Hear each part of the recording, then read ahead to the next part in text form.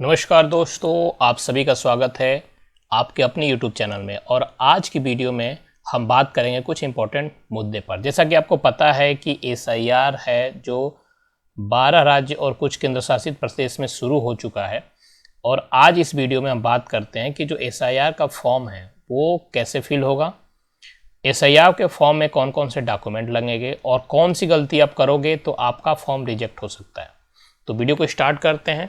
देखिए क्या है कि SIR 2025 जो है वो शुरू है, फॉर्म भरने की प्रक्रिया भी शुरू है, लेकिन अभी भी बहुत से लोग ऐसे हैं जो फॉर्म को सही तरीके से फिल नहीं कर रहे हैं। ठीक है, तो आज इस वीडियो में हम स्टेप बाय स्टेप ये सीखेंगे SIR के फॉर्म भरना कैसे। लेकिन उससे पहले SIR का जो ये शेड्यूल है, इस शेड्यूल के साथ आपको चलना बहुत ज़रूरी है, क्योंकि SIR का जो शेड्यूल है उसमें आपको 4 नवंबर से 4 दिसंबर के बीच में जो आपके पास फॉर्म आएगा। देखिए, अगर आपका नाम 2025 को वोटर लिस्ट में है तो आपके पास इम्यूनेशन फॉर्म जरूर आएगा। ये आप ध्यान रखिए कि अगर आपके नाम है तो जरूर आएगा, भले 2003 को वोटर लिस्ट में आपका नाम है या नहीं है, लेकिन अगर आपका नाम 2025 के वोटर लिस्ट में है तो आपके पास इम्यूनेशन फॉर्म जरूर आएगा, जिसको फिल करके देना बहुत इंपॉर्टेंट है। अगर आप ये फॉर्म फिल करके नहीं देंगे तो आपका नाम कटने के चांसेज हो सकते हैं, लेकिन अगर आप फॉर्म को फिल कर देते हैं तो चांसेज आपके कम हो जाएंगे। समस्या कहाँ आ रही है? समस्या वहाँ आ रही है कि फॉर्म को फिल कैसे करना है, तो वो आज हम स्टेप बाय स्टेप जानते हैं। देखिए, SIR से जुड़ी एक अहम भी जानकारी ये है कि सुप्रीम कोर्ट में इसे लेकर डिस्कशन भी चल रही है। SIR को लेकर आप देख सकते हैं SIR अपडेट पर सुप्रीम कोर्ट में सुनवाई।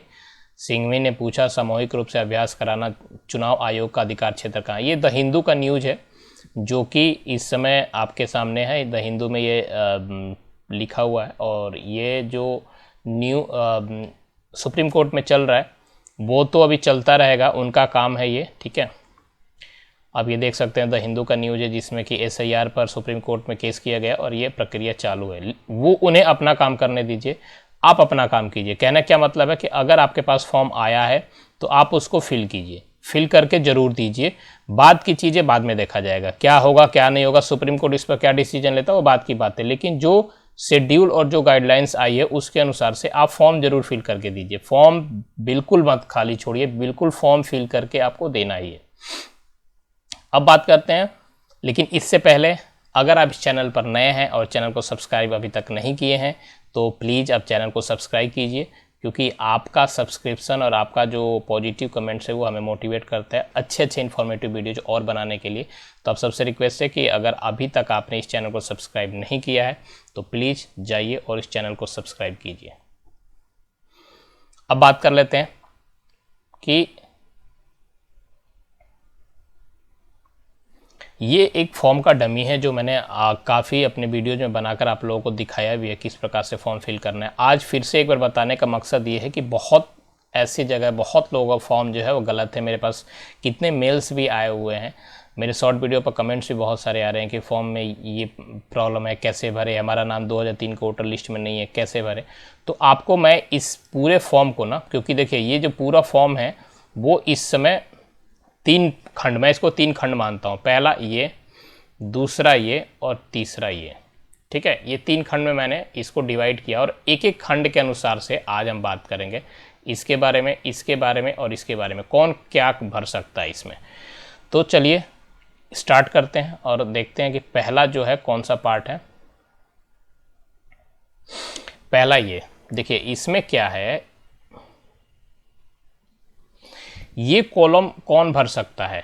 ठीक है, सबसे पहले ये जो कॉलम है ये कॉमन है तीनों ही कंडीशन में। पहला कंडीशन नंबर 1, आपका नाम 2003 के वोटर लिस्ट में है। ध्यान से सुनिए, 2003 का जो वोटर लिस्ट है या फिर जो SIR कह सकते हैं 2003 का, उसमें अगर आपका नाम है तो आप ये डिटेल भरेंगे। ठीक है, उसके बाद से ये डिटेल भरेंगे। अब इस डिटेल में आप यहाँ पर अपना डेट ऑफ बर्थ डालेंगे, अपना आधार नंबर, ये ऑप्शनल है, आपको डालना हो तो डालिएगा, नहीं तो नहीं। अपना मोबाइल नंबर कंपलसरी डालिए। आपका अगर फॉर्म है तो इसका जो फॉर्म है उनके पिताजी का नाम, मतलब अगर आप फिल कर रहे हैं, आपका नाम 2003 में है तो आप यहाँ पर अपने फादर का नाम डालिए, फिर उनका इपिक नंबर अगर अवेलेबल है तो डालिए, ठीक है। फिर यहाँ पर माता का नाम डालना है आपका, जिसका ये फॉर्म है उनके माता का नाम, फिर माता जी का इपिक नंबर अगर अवेलेबल है तो। अगर आप शादीशुदा हैं और अगर आप हस्बैंड हैं तो आप अपने वाइफ का नाम यहाँ पर डालिए, और अगर आप वाइफ हैं तो आप अपने हस्बैंड का नाम डालिए, और उनका इपिक नंबर अगर अवेलेबल है तो। ये हो गया यहाँ तक का डिटेल, ठीक है। अब बात करते हैं यहाँ का।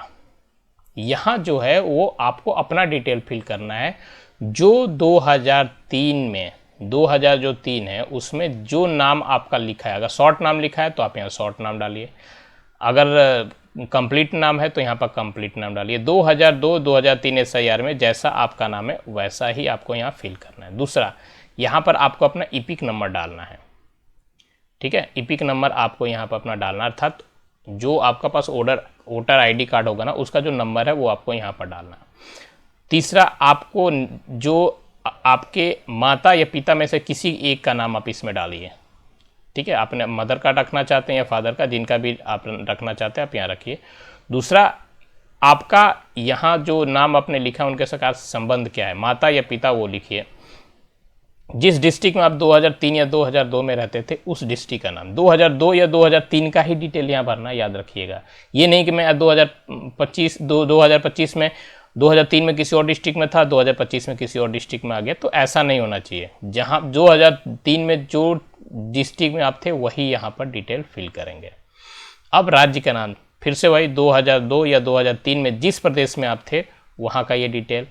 निर्वाचन क्षेत्र 2002 या 2003 में जो भी था, हो सकता है इस समय आपका निर्वाचन क्षेत्र जो है वो बदल चुका होगा, लेकिन 2003 में जो भी आपका था AC, वही आप यहाँ डिटेल भरेंगे। तो यहाँ तक क्लियर हो गया। अब बात कर लेते हैं ये सबसे इंपॉर्टेंट है। तो सबसे इंपॉर्टेंट जो हिस्सा है वो है आपका जो नीचे आपका निर्वाचन, विधानसभा निर्वाचन क्षेत्र भरना है। ये जो 3 हैं, 1, 2 और ये 3, ये तीनों सबसे इंपॉर्टेंट इसलिए मैं मान रहा हूँ क्योंकि ये जितना डिटेल आपने यहाँ फिल किया है ना, ये इसी से मैच कराया जाएगा। तो यहाँ पर आपको आपने वोटर लिस्ट अगर आपके पास हो तो आप वोटर लिस्ट में सबसे ऊपर राइट साइड में वो लिखा हुआ है, सॉरी लेफ्ट साइड में विधानसभा क्षेत्र संख्या, वो संख्या आपको यहाँ भरना है, ठीक है। फिर भाग संख्या लिखा हुआ है, भाग संख्या मतलब पार्ट नंबर, वो वोटर लिस्ट अगर है उसके राइट साइड में आप देखेंगे, इस यहाँ पर इस साइड में लिखा रहता है, जो वोटर लिस्ट होगा वहाँ पर भाग संख्या लिखा होता है हर पेज पर, तो वो भाग संख्या आपको यहाँ लिखना है। फिर यहाँ पर आ गया क्रम संख्या, क्रम संख्या मतलब सीरियल नंबर, जो वोटर लिस्ट है उसमें सभी का सीरियल नंबर बना है 1 2 3 4 5, फिर उसके आगे एक अंक, उसके बाद नेम लिखा रहता है।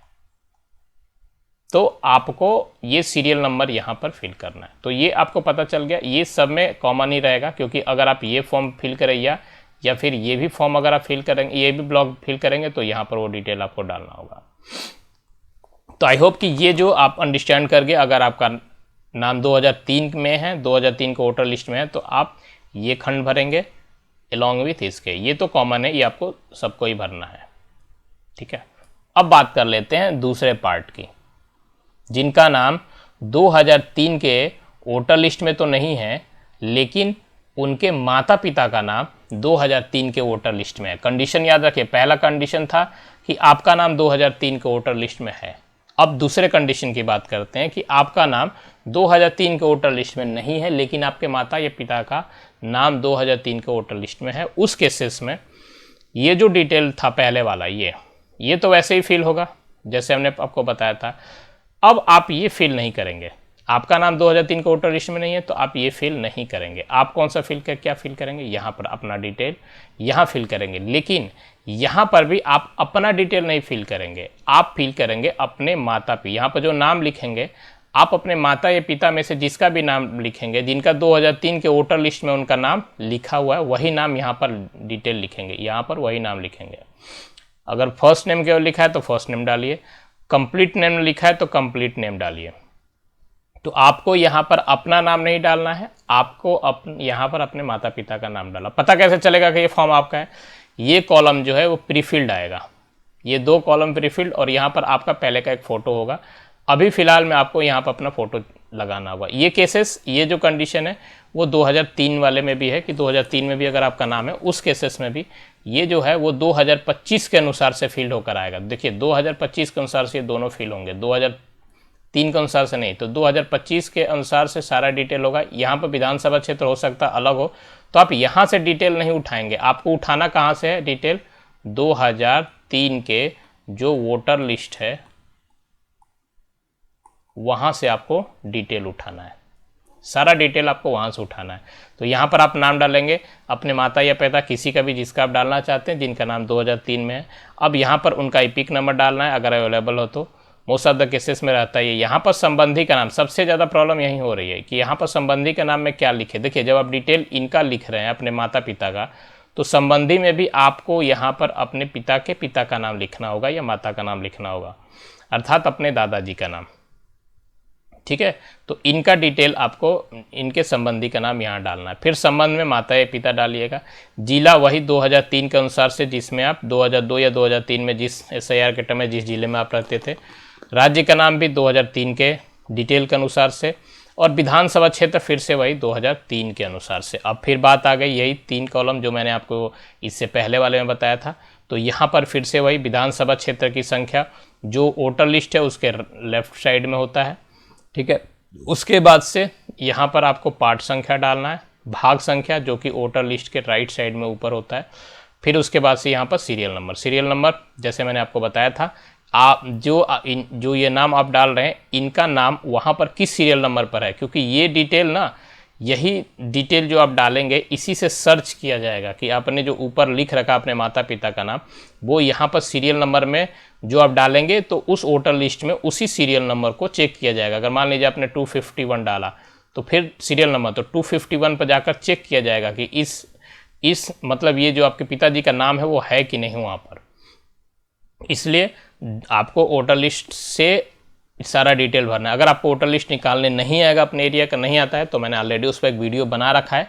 मेरे चैनल को सब्सक्राइब कीजिएगा, जाकर वहाँ पर सर्च कीजिएगा वोटर लिस्ट कैसे हम ढूंढ सकते हैं। वहाँ पर बहुत डिटेल में मैंने शॉर्ट्स में भी और लॉन्ग दोनों टाइप के वीडियो बना रखे हैं।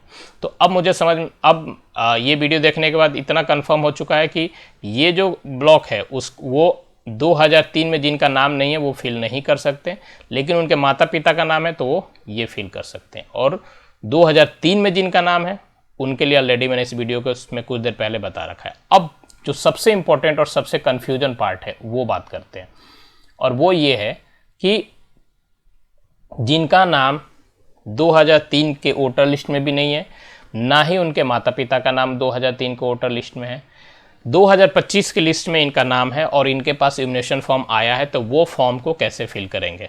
देखिए अगर आपका नाम 2003 के वोटर लिस्ट में नहीं है, ठीक है, नहीं है, ना ही आपके पेरेंट्स में से किसी का भी है, या किसी भी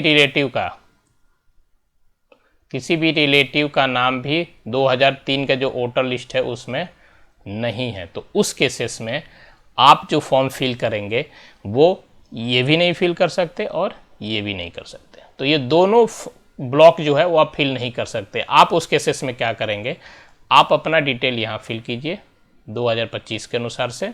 2025 में जो डिटेल है आपका डेट ऑफ बर्थ, ठीक है, उसके बाद से अपना आधार नंबर भर दीजिए, उसके बाद से अपना मोबाइल नंबर कंपलसरी है, ये आधार नंबर ऑप्शनल है। फिर अपने पिताजी का नाम, ठीक है, जिनका ये फॉर्म है उनके पिताजी का नाम यहाँ डालिए। उनका अगर वोटर आईडी कार्ड आपके पास है 2025 का तो उस पर जो इपिक नंबर है वो इपिक नंबर यहाँ डाल दीजिए, नहीं है तो कोई बात नहीं। फिर उसके बाद अपने माता जी का नाम यहाँ पर रखिए, सेम अगर आपके पास उनका इपिक नंबर है तो आप यहाँ पर डालिए, नहीं है तो कोई बात नहीं। अगर आप शादीशुदा हैं, अगर आप हस्बैंड हैं तो वाइफ का नाम यहाँ पर डालिए, और अगर आप वाइफ है तो यहाँ हस्बैंड का नाम डालिए और उनका इपिक नंबर यहाँ भरिए। और फिर तीनों ही फॉर्म में आप अपना, तीनों ही फॉर्म मतलब तीनों केसेस में साइन जरूर कीजिएगा।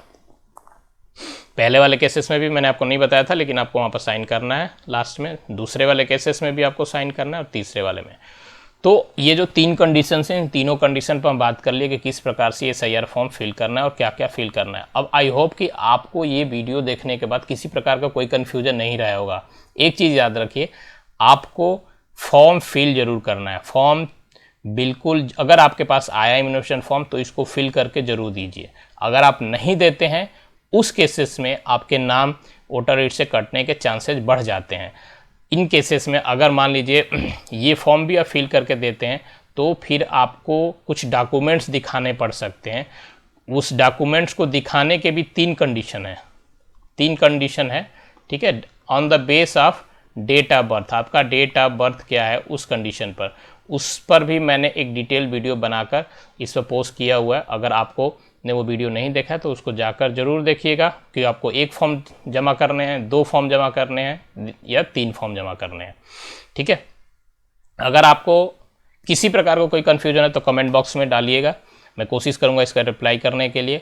और एक बार पुनः आप सबसे वही रिक्वेस्ट कि अगर आप इस चैनल पर नए हैं तो चैनल को सब्सक्राइब कीजिएगा, वीडियो को लाइक कीजिएगा और बेल आइकन को प्रेस करना बिल्कुल ना भूलें। तो मिलते हैं आप सभी के साथ एक नए वीडियो में कुछ नए इन्फॉर्मेटिव टॉपिक के साथ। तब तक के लिए keep watching and thank you.